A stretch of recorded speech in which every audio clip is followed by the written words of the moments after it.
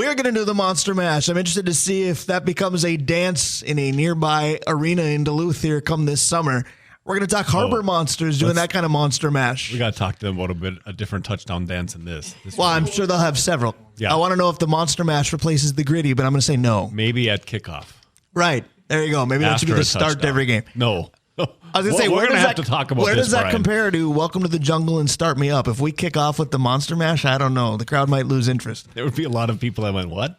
So what are we going to do with the music guy now that they played that at kickoff? That I was going to say, question. probably replace him would be the answer. Exactly. There is no replacing our sponsors. Dave Cook's going to tell you about them right now. All right, our original sponsor, the one that kept the lights on when the lights were going down, Arola Architecture Studio, Hoops Brewing, OAR Holdings, Kraus Heating and Cooling, your Carrier HVAC authorized dealer. Brian, that's your Carrier in northeastern Minnesota.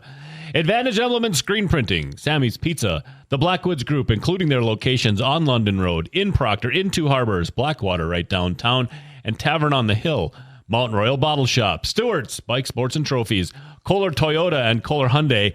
In fact, Brian, again, Kohler Hyundai, if you're looking for a vehicle, you buy a vehicle, 65-inch television comes along with it while supplies last. I was going to say, closed circuit as a non-driver. If anybody needs a vehicle but not a TV, buy your vehicle at Kohler Hyundai, and then give me a I call. know where you can put the TV. Right. I'll give you my address. Plus, many vehicles are at that 0% financing. So if you're looking for something like that, closed circuit to the boy, Aaron. Right. It might be worth looking into that.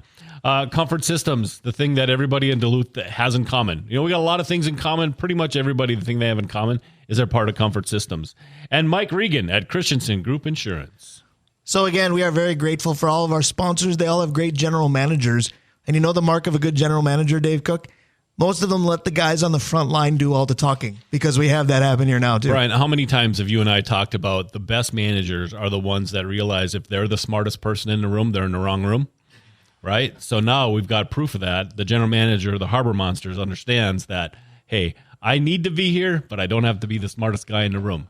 Absolutely. So during the break, I mentioned to start hour 2, Steve Walters, the GM of the Duluth Harbor Monsters, would be here. I'm not wrong. I can see him. He's still here. He's right to my right. He's in the studio. But he brought a guy who's spoken to us before and apparently liked us enough to do it again. As the Harbor Monsters head coach, Tony O'Neill, is with us. And Coach, it's very, very good to see you.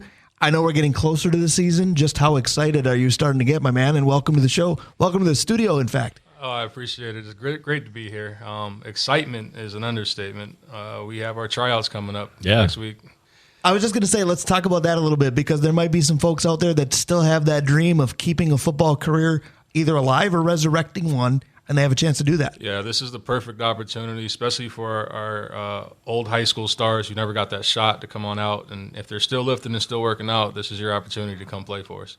Well, I noticed you mentioned if they're still lifting and still working out. What if you're not? What kind of intensity are you going to see? If somebody says, well, surprise. Well, and that's kind of my point. If somebody says, well, this team is brand new, this league is pretty new, I bet I can pick it up and go. What kind of shape are you expecting people to be in? So this would kind of go to our first tryout while we do the dynamic warm up, because if you're on flat tires by the third, You're weeding people out by the first hour? Oh, yeah. I like that. Weeding themselves out, actually. So we ask that you do come in condition and come ready, so you're not wasting anybody's time. Absolutely. Speaking of not wasting time, I want to get to the who, what, when, where, why for the tryout. Tell everybody where to go and when to go.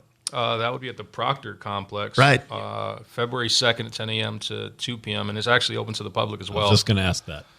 I just want to be a mouse in the corner. I think you and I should be at that. Because I'll tell you what, the only football position I could play is mouse in the corner. I want to be one at that tryout. I think it'll be interesting. Go ahead. Yes, when we say old offensive guard, we mean old. Yes. And broken now, I'll have to just step aside and let the younger guys. I was going to say, your dream shattered when your meniscus did too. Yeah, exactly right. No, what a great opportunity for those guys who still have that burn inside. And like you said, still working out, still doing some mask oxygen deprivation training and are ready to go. And so next week could be the beginning of that next chapter for them. That's correct. We're looking to actually finalize our roster after this next tryout. So wow. We're definitely taking this very serious. I was going to say that puts things in kind of a high gear perspective. Yeah. Where are we in terms of being in high gear towards the season? I know a big step of finalizing the roster. If that happens at the end of a tryout in February, that gives you, 2+ months till that first preseason game. But, where are you in terms of preparation? You got a playbook swimming in your head already? Where are you at this point? Yeah, playbook's already created and on our board at the office. Players in mind are already considered. We just want to see the big fish in a bigger pond versus the little pond that was the first tryout. Absolutely. So I want to talk a little bit about the type of football that people should expect to see. And I want to talk about it in terms of, adopting your style, adopting your attitude, and the way that you play the game. But before we do that, there's some differences from traditional football in this league in general. Talk a little bit about what the football is actually going to look like in terms of rules and regulations. Correct. You can kind of get a sense and idea of it right now if you were to Google 6 versus 6 flag football at the tournament style play, at the national play. Just consider that, but at full contact in a very smaller space, which is be way more violent. I think the trickery plays will be more deceiving. Nice. The gotcha plays, as we like to put it. Yeah. Very high scoring, fast paced, 20-second play clock. I mean, we're looking to put up 80 to 100 points per game. Oh, wow. Yep. We're going to have some NBA over-unders on Harbor Monsters football. I like it. Yep. So Dave likes to talk about this. I'm going to steal his thunder a little bit. He always says that, new and local teams do better when they have local elements to the roster. To walk in. So you guys didn't waste any time. Anyway, yeah. I know you coach at Denfeld. I've been the PA announcer at East for 12 years, so I had all of Derek Daniels' career. Correct. I was so excited to see him be part of this team. Yeah, Derek has never stopped working out. He's been with I Can, I Will with Dre Sherrill, who is his personal trainer. He trains a lot of East kids, as well as our own Denfeld kids. Tay Mans is with him as well right now, currently. But yeah, we want the local talent. Like, that's really big. If we can sign somebody from Denfeld, somebody from Superior. I was going to say, are you chirping at Tay and go, hey, I know college football is next, but when you're done, we're going to be ready for you in the summer. We want Tay to go the distance, man. Yeah. He's going to be the next big thing out of this area, just like Coy. I've been saying that for 2 years, Brian. Absolutely. Coy Parrish, Tay Mans, the two best players in this area. The drop off to number 3, with all due respect, pretty big.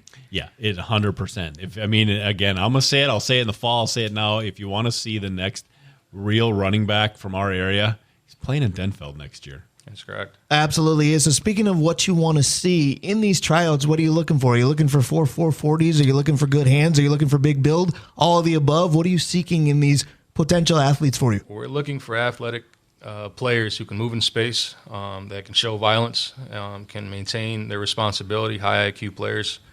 Of course, we want fast and speed demons. I mean, that's only a plus, but they got to be able to break down and know how to slow the motor down and move in space. Coach, you got a quarterback already? We have one. Dave, are you interested the way you asked that question? No, the arm is gone. Yeah, right? So we have one signed, but I like to apply pressure to our guys. Good. So we also have AF1 quarterback coming from the Orlando Predators that's going to challenge him this Friday. Very cool. Coming up, who's also wanting to make the roster. So it's going to be an exciting day. Yeah, that sounds like a lot of fun. I was going to say, it sounds like the whole season, the crescendo of excitement just continues to build. Talking with head coach Tony O'Neill. Tony, I have to ask you this. When you look at this league in general, I know I'm probably a little bit older than you, but how cool is it to have Tim Brown in charge of it? Because I look at Tim Brown and his football resume. We've had him on the show once. I know it was just by phone, so he couldn't see me, but my eyes were about as big as saucers because I'm chatting with Tim Brown. Oh, yeah. Pretty cool concept in general. It is. It's a great concept. I mean, to have somebody like that in place who's overseeing the games, who can go back and watch the games by film, and actually say, hey, I think I have somebody here. Let's try them out on your practice squad is huge. It's a way into the next step, the next level. Yeah, no question about it. The bigger names you get behind the league, the bigger the league is going to get. I have to go back to something that you mentioned in a previous answer because you talked about looking for athletes that can show violence. But then at the same token, you said you could see 80 to 100 points in a football game. What if there's an athlete out there that defense is their calling card? How do you convince defensive-minded players to play in a league that can expect to see 80 to 100 points a game? I think any defensive player who likes to hit people and get paid for it is going to want to play, regardless of the situation. That's the mindset, right? Yep. Well, does that become the difference? Because the old adage is defense wins championships. If you have a serviceable one in a league that's going to be known for offense, are you going to be the difference makers? Well, that's why I'm taking on the defense coordinator role. I like challenges. Nice. We got a modern-day Mike Zimmer. A much younger version. Much younger. Maybe the game hasn't passed Tony by just yet. I got a quick question for you, Tony. We were teasing general manager here a minute ago about not being the smartest guy in the room and surrounding himself with success, right? That's what I've done in this room right now, but go ahead. Well, but I'm here too, Brian. You got to put that in perspective. You are the weakest link. Goodbye. So, Coach, how about your coaching staff? What kind of guys you got? You know, is this also, we're talking about a breeding ground for players. Are you looking at this as a breeding ground for coaches too? Actually, starting your own tree? Actually, I have my guys in mind. I've known them since 2015. Excellent. We played college ball together. He was our quarterback at the time. He's our offensive coordinator, junior. Very, very smart individual. Coaches at ESCO now. So he got to coach Coy as a DB and move around. So he knows a thing or two about defense in this high flying league. Yes, he does. Yes, he does. More so offense though, as he's a quarterback. So a lot of combination routes are going to be thrown out at us. So, very cool. Yeah. So a lot of the coaches that get respect at any level are the guys that you quote run through a wall for. Correct. And it's usually because it looks like they could still play the game. As you're doing these tryouts and starting to coach, how much of the itch are you getting? Because you don't exactly look like a non-athletic guy at this moment. How much of you says, if I could go, I would? Yeah, I would love nothing more than to play in front of my family and friends who haven't got to see me play in a very long time. But I know my limits, and I'm 40 pounds heavier than I used to be. So you and me both. Kind of happens with age. Yep. But yeah, I'm really looking forward to the coaching aspect and what this team and what this opportunity that I was given by Steve and Brent to move forward and see what else happens. Yeah, I want to talk a little bit more about that because what's the excitement been like away from football? Because I feel like in my travels, the community is getting excited about the concept of what this is going to be and what's it going to do to Duluth Superior in general. Yeah, they are. I'm losing sleep. I can't lie. I mean, I'm on emails and phone calls 3 o'clock in the morning with guys from Cali that are wanting to come out and players from the cities and players that are local still. Right. Just wanting to know every nook and cranny of what this league is going to bring and what they need to do to make the team. So the excitement is very real. So because this league is different, it can be difficult to create ideas or steal ideas from other coaches, I assume. But the last time we had you, Denfeld was right in the thick of the playoffs. Correct. And you talked a lot about Coach Lofald, et cetera. Have you picked his brain for this league at all or no? I haven't actually yet. We were talking in the season, but it was hard not to be distracted. I didn't want to be a distraction at that point. Of course, I would always go to Lofald as a mentor, as well as Matt Allen and the rest of the crew. But as of right now, with it being so different, the only thing I could actually honestly ask him would be just from a head coaching perspective, what I can expect or what about culture, probably. Correct. Yeah. Correct. So with all the differences, what's the biggest one to you that when you're familiarizing with the way this league is played that you go, wow, I've never seen football in this method before? So the great thing about this is that I play on a 6x6 flag team now, and we just won the championship. So nice. I'm kind of well. How much does that help your recruiting comments? By the way, I've done this at a high level. Yeah, it's fun because we play at the national level too. You can go down to Florida and play against other teams from everywhere. But it's helped because I kind of know the guys that I'm looking for and what to look for. Obviously, we are not looking for the normal offensive lineman or the normal center because the center needs to be able to run 15-yard routes, post, and drags. I was going to say, you got tight ends playing center, basically? Pretty much. Yeah. Pretty much so. Yeah. Tight ends and fullbacks are what we were looking for. I even contacted the UMD's head coach, Coach Weezy, to see about his players that are leaving the school, and he's putting me in contact with guys as well. Well, that's a good point because that's what I was going to ask as well in terms of, what age bracket, what level of talent are you looking for? Because you're not looking for Al Bundy, Pokai, class of 66, 4 touchdowns in one game kind of guy. But you are looking for, the decent high school and college player that maybe the next level wasn't a choice or wasn't thought of. Right. You're giving them an alternate option. So I'm not taking anything off the table from anybody. If you can come out and you can run and ball with us, by all means. I'm not asking your age at the tryout. Or that's the last thing we're looking at. We're looking at your movement, your flexibility, your hip rotation, your hip mobility, right, to see if you can come out and ball with the big boys. What about special teams? What kind of concept does that have in this league? Because there are a lot of guys that aren't quote-unquote skill players that make their hay as a special teams player. With this type of a league, what does a special teams look like if there is one? There is none. Okay. That's the great thing about it. There's no special teams. We're not looking for a kicker, punter, or any of that. Oh.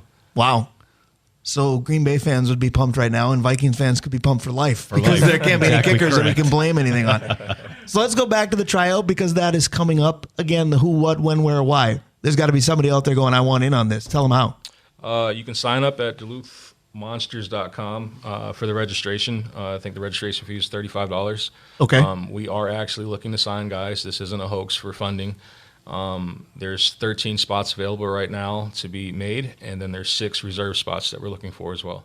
And you mentioned funding. There's got to be people out there going, I want to support this team. How can they do that as well?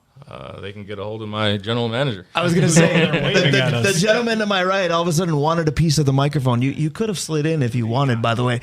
There's got to be people that want to support the team in general. That's more your baby. How would you tell them to do that? Right, well, absolutely. Well, for starters, on our website, there is a place that you can click to say, it's contact us. But if anybody wants to reach out to me directly, my email is just steve@duluthmonsters.com, same as our website. I'd be glad to talk to anybody. One of the sponsors you just said, Blackwoods, they just jumped on board, so we're very excited about that. Nice. Yeah. We're adding new partners all the time because of what you just said. There is so much excitement in this whole entire area, whether it be up over the hill, the Iron Range, all over Superior, everywhere in the Twin Ports area. Everyone is jacked about this, and we're just as excited to add as many people to this family as possible. I was going to say, this appearance by you guys, I think, made us doubly as excited. I'm looking at all the apparel, and you guys got some good stuff there, too. Thank you for stopping by. We will talk again, certainly. Good luck as the season progresses. Good luck with the tryouts as well. Thank you. You might see us pop by, but again, you don't want us trying out for anything. No. But it's been fun. Thank you, Coach. Thank you, Steve. Duluth Harbor Monsters coming at you. We're coming back in a bit. Stick around. We are back on the Northland Sports Page. Brian Prudhomme, Dave Cook. No, it's not the sound of silence because we're talking about the Vikings. When you hear "Hello, Darkness, my old friend," that's where I go quickly. Right? No, this. We were talking about this before, Brian. This song, if it's not the best cover of all time, it's in that top group of 4 or 5. Right, absolutely. Disturbed doing the sound of silence. As for the second week in a row, we're going to talk some college dance team in this segment. And for the second week in a row, Dave Cook, we bump in with a team's song of choice for their routine. But I think we can say the same. We hear these songs and we don't think about busting out of our seat and starting to dance. Right. No, 100%. And in fact, you said, what song do you think it is that you might not think it is? And I said, "Hurt" by Johnny Cash. And you said, no, but you're in the right world. Kind of cut from the same cloth, without question. So last week, we talked to dancer Aubrey Lesty from the national champion Minnesota Golden Gophers. We talked a little bit about what do coaches do for teams and what we thought would be a good solution to figuring that out. Not that Aubrey didn't give a good answer, because she did, but why not talk to a local coach as well? Yeah, and the success level that we are having in our state in national level dance is amazing. So let's go to the source, Brian. Absolutely. We go to UMD head coach Alli Mackner. Alli, good morning. Good morning. Thanks for having me. Thank you for being back with us. The joy of having you back means national competition success again. Fill everybody in on how the Dogs did this year. Yeah, so we competed 2 weeks ago at Nationals in Orlando, Florida, and we came home with a second place in jazz, which is incredible, and a third place in pom for the open category. That was excellent. I did watch one of the routines, which is why we chose your bumper music of Sound of Silence from Disturbed. Tell us what goes into the musical selections, because, again, Minnesota had Dream On. You guys do Sound of Silence. Not exactly, let's just call them bangers or boogie songs if you really want to be on the dance floor. We could let them use our intro. But you guys did a great job, obviously. But I'm told from a lot of schools that songs are chosen months in advance. What goes into that piece? Yeah, so we start looking at music. I mean, right now we're looking at music for next year, and we're trying to figure out what the vibe is for the team. And obviously our team is not set for next season, but we start thinking of like, okay, what, range do we want to go? Do we want to do a more contemporary, softer piece? Do we want to do something more lyrical, more jazz, more dark? There's so many different ways we can take a song, which is really cool. Our Sound of Silence actually wasn't picked out. It wasn't our first choice right away. Like, we had other ones that were sitting there. And our captains actually came to us as coaches and were like, we really love this song. We think it would be great for our team. And we're like, yeah, we love having the team's input, and it's a we project. We, are all in this together. So when we're picking that music, it's not just what the coaches like. It's what is the team, what is going to get the judges involved, what is the audience going to like, because it has to read across all the, levels there. So we need to just pick a song that we can dance to, too. Right, and you gave me a great segue. In fact, you almost answered my next question, because I was going to say, what input goes into that? Because I had seen on social media that in the case of LSU, they found out as a team that they were doing Smooth Criminal, which led me to believe that's a coach's selection. But what you say is your team has plenty of input, correct? Yeah, every team is very different. I know some choreographers, depending on who you hire, definitely they want to be able to like the song that they're choreographing to, which is a huge, huge part of a team's success too. Like as a choreographer myself too, if I'm choreographing to a song that I don't like, it's really hard to give the best quality of movement. So for us, our jazz choreographers are actually high school coaches in Minnesota.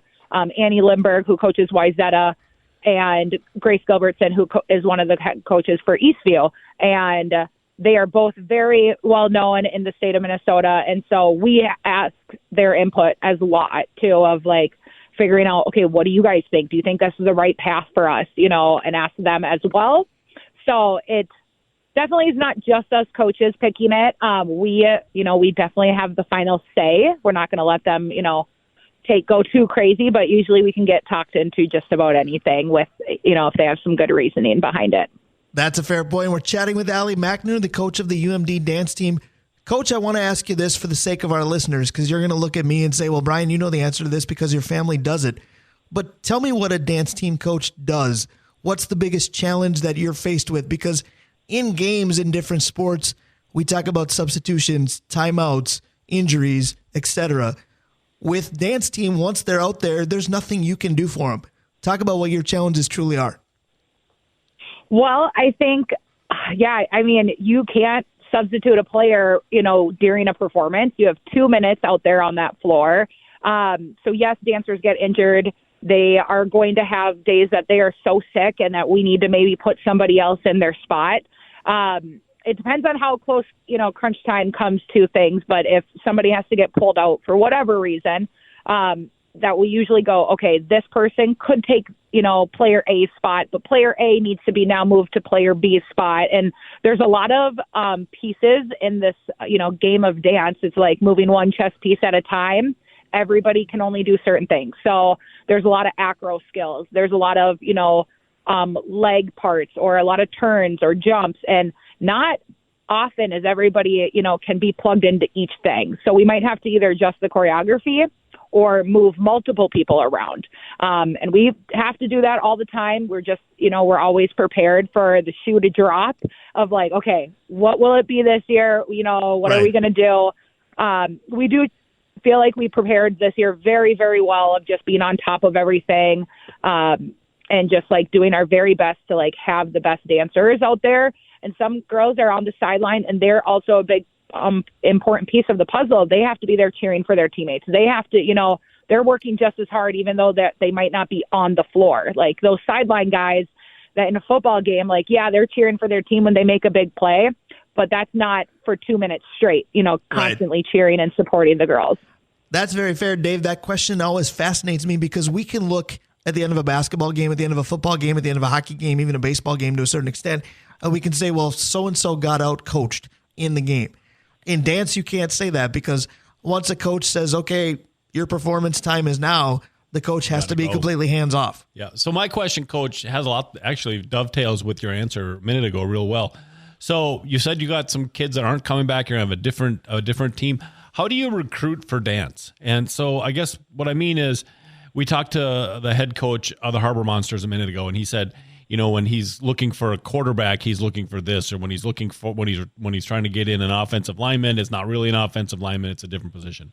When you're out recruiting, what kind of things do you look for?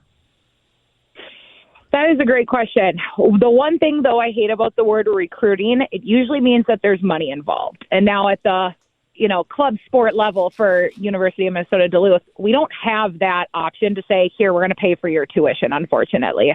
But we technically use the word like scouting of like, I want to offer you a position. We can't really we're not in that spot right now. So we still hold tryouts for our current team. So we'll set the date and it will be announced here in a couple of weeks of like when our upcoming tryout is. But that doesn't mean we don't know multiple people in the state of Minnesota. As a former high school coach, as somebody who works, with high school teams all around the state, we know our kids. Like, they're coming to clinics, they're introducing themselves to us because they are like, I want to be a part of your team, which is awesome. And so we know like a large group that is coming in next year of, what they're good at. We've been in contact with their coaches. And every coach always asks me the same question: what can I do to help them? And what are you looking for? And I always say, we're never looking for we're not looking for the best dancer. We're looking for the right one, because you gotta be a team player. You have to just be that part we're missing, and we need to have you fit into that puzzle piece. And every year it's a little different. Every year we're working on increasing, our technique and our skill wise, which everybody is across the board. But we also need somebody who's that motivated person, who's going to be still a really good teammate when they're not in that routine, because it's a lot harder to do in a dance compared to it is on a hockey team. It is on a football team. You can't just be like, okay, you're getting pulled out for goalie. That goalie knows that. He's like, oh yeah, I let 5 goals in. It's plain as day. I knew I had to get pulled out. But as dancers, they're like, wait, I just performed at a basketball game and I wasn't good enough. And I'm like, yeah, I'm sorry. You weren't performing. You maybe were a little slow on timing, and, the stamina isn't there. So there's a lot of things that go into finding that right dancer. We just want them. The biggest thing is to have a really positive attitude and feel confident. I would agree with that. I think the subjective nature, again, I'll use the term fascinating, because the more I learn about this sport, and Alli, I've been learning about it pretty much since I could, say the alphabet. Dance has been part of my life with the family I grew up in, but you never stop learning with this sport. And I love that you said scouting, because one of the places that I would think you'd be able to scout are various dancers who are in studio dance. And you're, of course, involved in that as well and have a deep history with that. 2 questions. How many studio dancers end up becoming dance teamers? And what's the toughest transition if somebody's been really, really good at one and wants to do the other?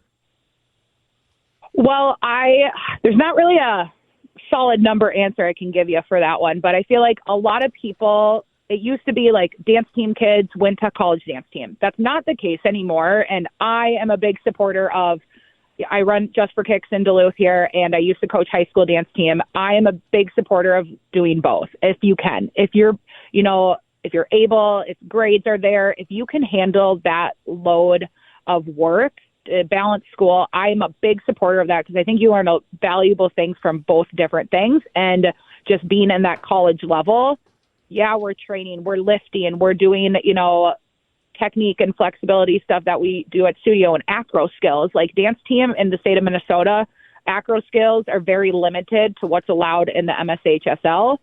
So for us, we want them in both. We want a well-rounded dancer. So I don't look at, if they're just in studio. Like some of my best kids have been from studio. Some of my best kids have been from dance teams. Some do both, and it's great.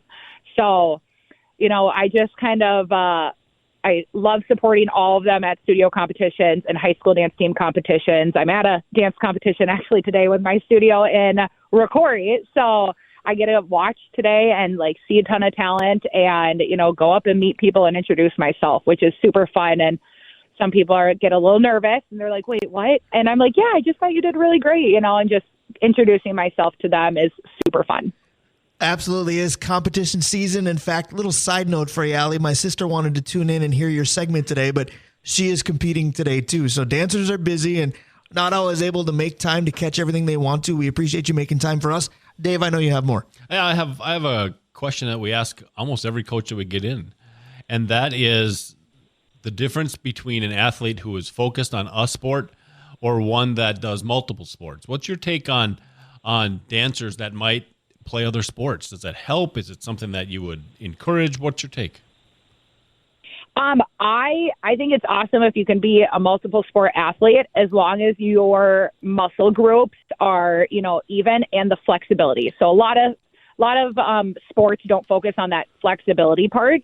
And so as long as I've had kids that play tennis, I've had kids that do swimming, and, as long as they're still focused on those, flexibility, their flexibility and their strength, as long as they're even, I am all for it. Some kids can manage. Some kids are like, you know what? I just want to focus. I was one. I went from playing tennis to just doing dance. And for me, that's what I wanted to do with my life. I put all my eggs in one basket. So I didn't really have a backup. Some people like to have multiple options. Some people do multiple sports. When I wasn't coaching UMD and I was a member of the team, we had a dancer who also ran track for UMD, which is incredible that she was able to do both, and we made it work as best as we could, too. That's outstanding. Alli Mackner, the head coach of UMD dance team. Coach, what Minnesota is doing for this sport at the college level specifically is simply off the charts between you guys, Minnesota, Mankato, a St. Ben's, a St. Thomas, St. Cloud. I feel like I'm probably forgetting somebody because the success knows no bounds. I'm going to ask you a question that is pretty much tongue-in-cheek, but hear me out.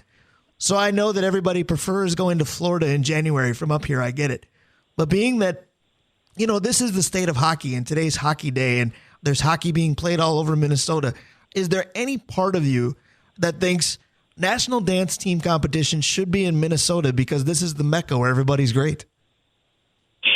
I think that would be really great. I also don't think working on a dance for longer than 6 months, I think I could do. So, because we start learning our routines in September for a lot of our college teams. So I do love the state of hockey and giving them, the recognition. But yeah, dance is up there, and I also would love a venue that was big enough to fit us all. I don't know if there would be one that could handle that many floors. So ESPN Sports Center at Disney, it does a pretty great job, at least of holding all of us for the time being. I was going to say, I think we need US Bank Stadium to be ready to sign up, don't we? Yeah, we need a whole convention center, I think, put together with multiple floors there. I think they could make it work, right? I think if we put our minds to it and you consider the success that this state is showing everybody, somebody needs to start to put their mind to it. So, Alli, I want to close with this because you started to talk about it a little bit with the flexibility piece, and you mentioned lifting, all that good stuff. When we talk to coaches of different sports, they'll say, do more running, do more swimming, hit the weight room, do this, that, and the other thing in the off season to have a better following season. Is it simply keep dancing? Is it, I'm going to go out on a limb here because I'm the least flexible guy ever. Is it yoga? Is it aerobics? Dance really has no off season, but if it did per se, what do you tell a potential dancer to be doing? We just say keep your body moving. If it's yoga, a lot of our girls went to Yoga Sculpt. One of our, my co-head coach, Caitlin Lundquist, she also teaches yoga. So they go take her classes, which is great too. And we just, make it work the best we can for them. And, moving is great and just having that positive mindset. I agree with that. You keep saying we make it work as best we can. Your best has been pretty damn good, Alli Mackner. Great season for the team again. I've never had a bad time talking to you. Thank you very much for your time today. Thank you guys so much. Absolutely. That is UMD dance team coach Alli Mackner. They just keep dancing the music and doing it well. Isn't it just amazing how our region can be so nationally recognized at a sport? It's really cool.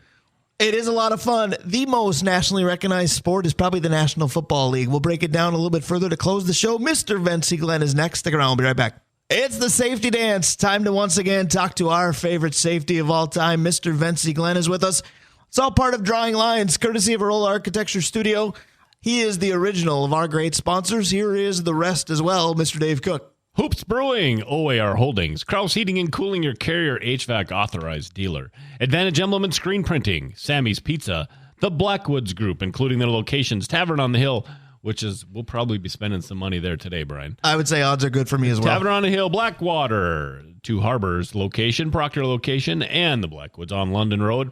Mountain Royal Bottle Shop, Stewart's Bike Sports and Trophies, Kohler Toyota and Kohler Hyundai, where, again, if you pick up a car, you can pick up a 65-inch TV as long as they are still in stock. Exactly. And if you need a new vehicle but don't think you need a new TV, remember the non-drivers in your life. Comfort Systems of Duluth and Mike Regan at Christensen Group Insurance. So grateful for all of them. So grateful for Venice Glenn in a big, big way. He's back again. Good morning, my friend. Good morning, guys. How's it going? Very good. How are you, sir? Oh, I'm marvelous and happy. That's what we love about you now. It's Conference Championship weekend, or basically Conference Championship Sunday tomorrow. The Niners are there. The Lions are there in the NFC. Chiefs and Ravens in the AFC. You've been sold on Baltimore and San Francisco, the top seeds, for most of this. I'm just going to start with that. Is that what we see? Do these two number ones advance? Man, you got four very good football teams, and I I can't predict the games. I wish I could at this point in time. But it's the one that makes the fewest mistakes and gives us the least biggest plays. And I think both games are going to be very physical. But here's the one thing I'm worried about in the Chiefs and the Ravens game.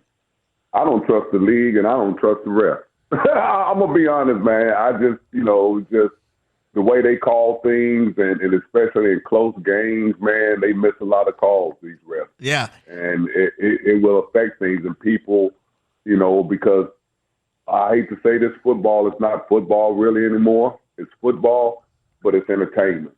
And they really look for the entertainment edge. And I know that with the Swifties and things that's going on, yes, man, they get a lot more, Mahomes gets a lot more call breaks than a lot of other quarterbacks in the league. He's earned it, but he's also, still part of the league and should get the same amount of fairness throughout the league. So I'm really concerned about that. And as a former player, I mean, that's something that's happening and it's noticeable. But other than that, you got the 4 best football teams in the league going at it. So defense wins championships. I'll just say that.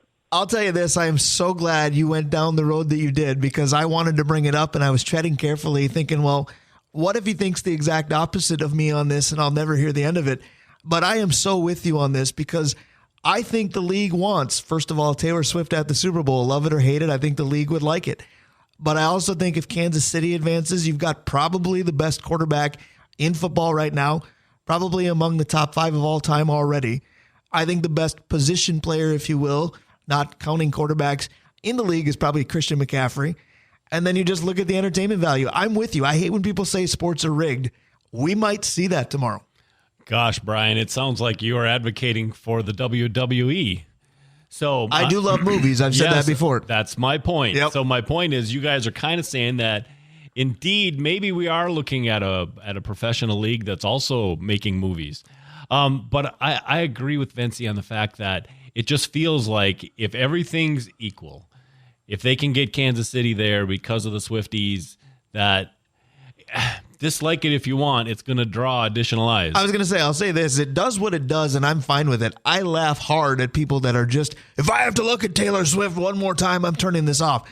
It shouldn't bother you to that level ever. I just get an eyebrow raise out of it because what impact does it have? I'm getting close. You're getting close? I'm getting close. I'm telling you, man, it's just every play is to the press box. You know what I'm saying? They don't even show the announcers of the game as much as they show them in the press boxes. That's fair. That's fair. I want to ask you this about the Niners because they didn't play very well last weekend. Green Bay, for the most part, did, and people have said Green Bay should have won that game, and I agree. I'm thrilled and relieved that they didn't, but they probably should have. But the reason that I think the Niners win tomorrow, they have less of a rigged idea to it, I guess. I just really like Kyle Shanahan, and things didn't go very well last week. You give him a week to right the ship, and you give him what sounds like Deebo Samuel back. I know the Lions are a great story and a very good football team. I just don't see them holding up enough. Well, here's the reality of that. If you look at the 4 teams, 3 of the 4 teams are physical. They love running the ball, and they play defense. Period. End of conversation. That's football. That's championship football. So you have the Chiefs left over here. They play good football, but their quarterback has to ad-lib for them to play good football. Correct. That's why he's never under center. They do a lot of motion and this direction and stuff to try to get the defenses off to create holes and mismatches. But they're not just go out and physical football team. You know what I'm saying?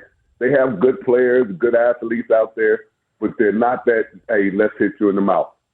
Baltimore Ravens, bro, they playing with a chip on their shoulder. I agree. And Lamar Jackson is playing with, he's already done lost to them. He's before in big games. So he's playing with a chip on his shoulder, and that team is desperate because the way they play as a team and love each other. And like I said, if the ref gives them a fair chance, I think that Baltimore is going to put the dogs on. But the other 3 teams are all physical. They love to run the ball. Yeah, it's going to be interesting because you mentioned Baltimore. That's the coaching matchup I want to see in the Super Bowl. I want to see John Harbaugh and Shanahan. Dan Campbell's fun. I just don't know. But I'll tell you what, this is the first maybe the first Final Four, if you will, in a while, where I can pick one way and say I prefer one way, but if the other happens, I'm over it. This isn't a team where I go, God, they won. Doesn't this strike you as a game where a coach like Dan Campbell can absolutely step his team up because of the emotion that he brings? I feel the emotion that he brings is either going to win the game for him or lose it badly. 100% agree. I agree 100%. Vance, I got a question for you about Mahomes. I was talking to a guy the other day. We were visiting about the different quarterbacks, and he insists on calling Mahomes a running quarterback. Now, Mahomes can move around a little bit, but isn't he more like a Fran Tarkington than a runner? And is there any kind of quarterback you played against that strikes you as similar? Randall Cunningham could run. I'm just trying to quick. Here's the thing about running. It's not the running. It's that they create extra 2-3 seconds for great wide receivers to get over. Oh yeah. And if you can turn up field because the defense has the back to you, because the secondary is covering guys, and once you get past the 2 yards upfield, the interior line, it's open space. So you got room to go run for 7 more yards and slide and all that. But if everybody's out in coverage, especially in man situations, he's going to keep running. That's just anybody. And that's what they call a running quarterback. So Mahomes got great because he ran, but he could also create angles with his throw because of his sidearm and his baseball background. If you watched last week, quarterback for Josh Allen made a great underhand throw to the corner front of the end zone to the little receiver Shiker, what is it, number 10. Mm-hmm. So these guys can make those throws, so they learn how to create angles. Just like watch Lamar Jackson. He creates angles with something. So he threw a great touchdown last week by creating a sidearm angle he threw from the hip. And so that's what Mahomes and those guys have brought to the game. And they're fast and they're athletes. They play sports. They stole second base. They did things like that. So it gives them an extra advantage other than a quarterback that runs a 4.7 or 4.8. And so they say they're running quarterbacks. No, they run when it's available. Why you think they slide? If they were running quarterbacks, they take on the head and keep running. No, they just run the ball till they say, hey, I can't get no more. I get out of bounds and slide. That's absolutely correct. I want to close with this. I want to move from the AFC game that has 2 quote-unquote running quarterbacks, or at least mobile quarterbacks, to the NFC game that really doesn't. I don't think anybody puts Brock Purdy or Jared Goff into the most nimble of quarterbacks. But I want to talk specifically to you, Vency, about Goff. And Dave and I had this discussion a few segments ago. Years ago, when we first met you in person, Jared Goff was in a Super Bowl with the Rams and got beat by New England. A win tomorrow and Jared Goff is back in the Super Bowl. That's 2 in a relatively short window. Do you think he's underrated, or is he riding very good personnel otherwise? Because to me, it's a little bit of both. No, I think he was a first-round draft choice, right? Yes. Okay. He went to a team. They got to the Super Bowl. They didn't win. And somewhere along the way, he lost his confidence. Period. You're not a first-round draft choice because you ain't no good, okay? And when he got to the Super Bowl, they were like, oh, yeah, this dude is on. And guys lose confidence. That's why every year you have to find ways to get better. He lost confidence. He came over to Detroit in the trade, and all of a sudden, you got the right coach, you got the right defense, you got the right attitude in the locker room. They built that attitude in the locker room. A couple of years ago, they were garbage. Right. And he was the missing piece, and they built that attitude with Campbell and all because he's a player. He made guys be accountable. He made guys like each other in the locker room. He made guys want to be leaders on the team. Swift, and when Swift was there, he was, hey, you're a leader on the team. Let's go. Let's build it. And they built it from scratch. And everybody's been against them. Everybody's talking about history, what they ain't done in so many years, blah, blah, blah, blah. So they're playing with a chip on their shoulder, and they're adamant about it. They can beat San Francisco because if Brock Purdy gets a little rattle and stuff, we've seen him not have good games. He's never been in that situation before. Right. So how the whole team handles it, I don't care how great of a coach you got. Remember this, and I'll say this till the day I die. Coaches coach, players play in the conversation. Absolutely. That's the end of our conversation. I'll tell you this, Venice Glenn, your takes will never be underrated. They are outstanding. We love you once again. Let's talk next week. Hype Week. See who's in the Super Bowl. Thanks, Venice. I'll text you tonight. Trust me. That sounds good. I will talk to you sooner than later. We appreciate you. Have a good one. All right, you too, pal. Take care. All right. Thank you to our listeners, our sponsors. Our guest today was a good one. Dave Hoops, Tony O'Neill, Steve Walters, Alli, Mackner, Venice Glenn. Have a good weekend, Northland. We'll see you next Saturday. Thanks, Dave. Thanks, Brian. Bye.